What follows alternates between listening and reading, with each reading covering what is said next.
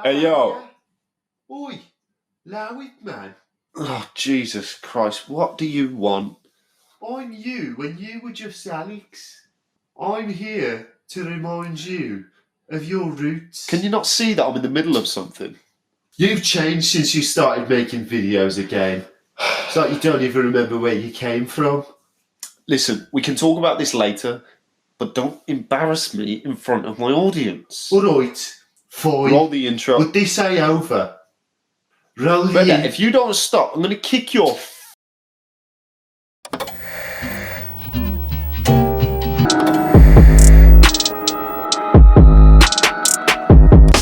Drowning in what feels just like an ocean.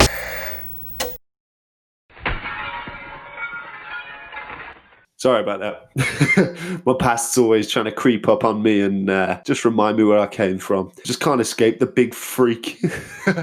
Alright, so before we actually get into the video, I've got a little bit of a surprise for you. If this video gets 100 comments by the time I film my next video, I'll tell you guys the story of how I lost £2,000. I'll reopen the Sopiety online store and I'll do a small restock of these items. So, it's on you. Drop a comment and you get to hear about the biggest peak that I've ever had to endure. It was like, imagine Mount Everest. I'm at the top of that. And then times that by 10. That's how peak it was. But if you want to find out more, you're going to have to drop a comment real quick. You already know what it is. And on top of all that, you get to support this channel by copping yourself some new garms. It's win-win for everyone, honestly.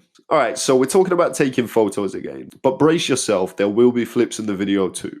Alright, so the premise for this video was 9 ways to take the same photo. But let me get this straight. Don't do that. Don't just take the same photos, especially don't take the same photos as everyone else. So hopefully I'm just going to be running through different things that I think about and use when I'm taking photos, so my images don't end up just being the same as everyone else. Obviously I could have taken so many different approaches to this video, but this is just the one that I chose because I just kind of wanted to, honestly, and there will be more videos in future like this, so if you've got any suggestions, then let me know in the comments. I also need to mention that all of these images were shot and edited on an iPhone, so bear that in mind, because honestly the iPhone camera isn't the best in some low light situations. But doesn't matter what equipment you got, if you've got a phone, you're good to go. So you can make your images go from this to this. Number 1, change location. If it's not working, move on. Just literally move like 5 minutes away, 2 minutes away. Run for like 3 seconds and you'll probably find a more interesting location. Once you place your model and yourself in an entirely different location, it can kind of give both of you something different to work with. You'll get different ideas. You also get the time of walking and talking. I didn't know Starsky that well before doing this shoot, but while we were going to and from different locations, we got to build rapport, and it was a lot easier for us to actually get creative together and bounce off of one another, even during those periods of just not taking photos and just walking to and from location. So finding the right color palette to match the model's skin tone or their fit is really important. And I really like what was going on with the colors in this particular location. And I like the gradient that it kind of forms, moving from the bottom of the image where things were a little bit darker, and it all kind of runs perfectly in line with Starsky's fit.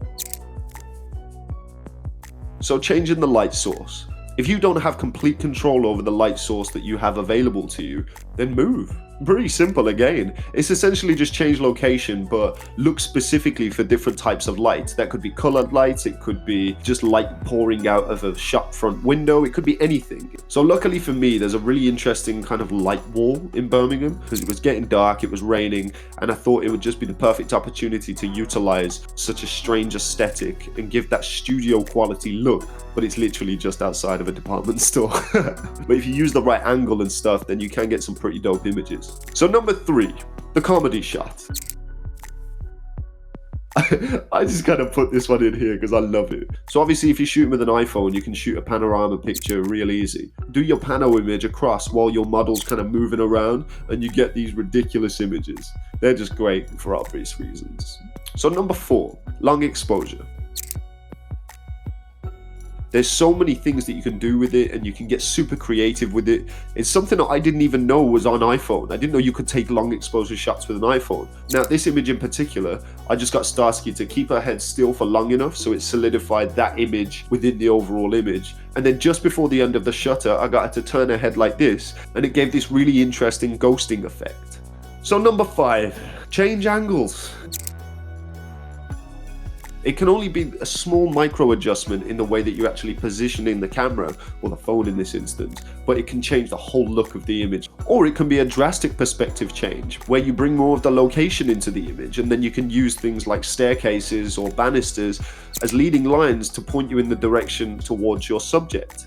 And then it's not so much about the detail of the subject in particular, because you've got all these different patterns and curvatures running through the image straight up to the model. So number 6, using a variety of props.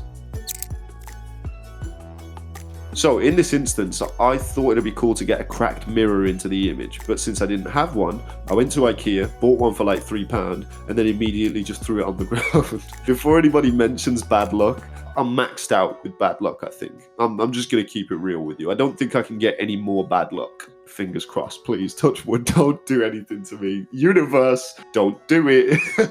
I'm pretty certain that when I was like 3 years old, I was sleepwalking with a sledgehammer, walked into a mirror store in the dead of night and just started spinning the thing around. Also, that just kind of shows how dedicated I am to the art of photography.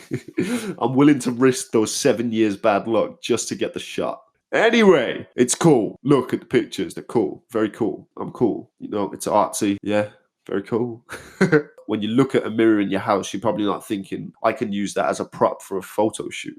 But beauty is in the eye of the beholder. Yeah. But I am going to be honest with you, though. It was really kind of difficult to get an interesting perspective using this cracked mirror, because maybe the cracks were too close together at certain points and then too far away. But I think I did end up getting a couple of images that were cool. What do you think? So number 7, shooting through a window or just like a pane of glass, if you so happen to carry a pane of glass around with you everywhere.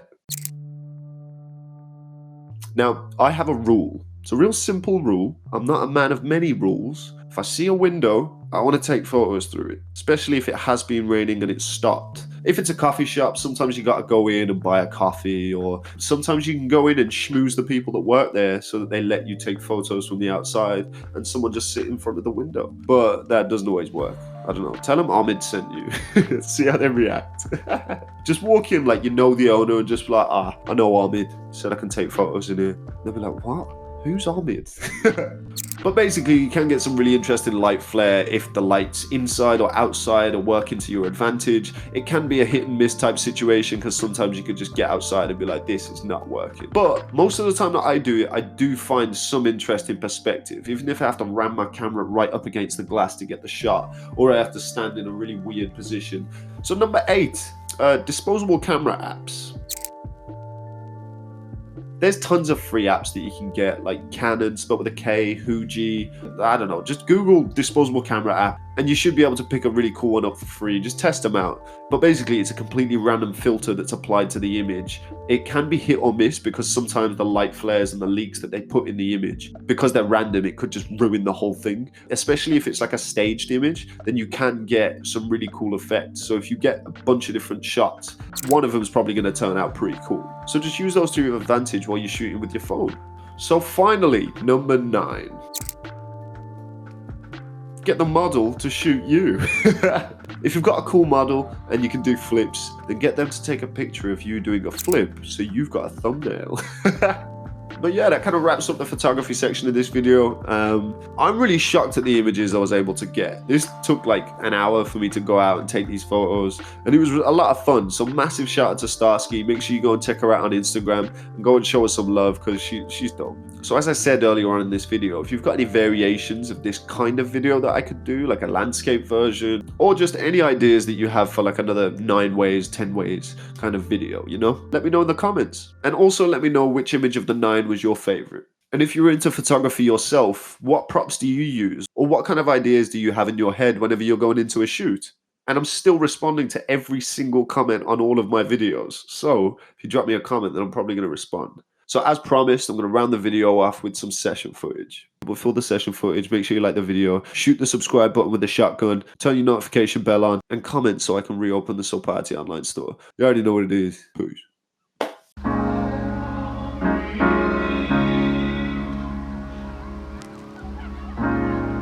You have to be your biggest fan. And when things are really tough and they're really rough and nothing's working, but there's something inside of you that says, I just have to follow that. Because you don't know who you're going to meet, who you're going to meet, who you're going to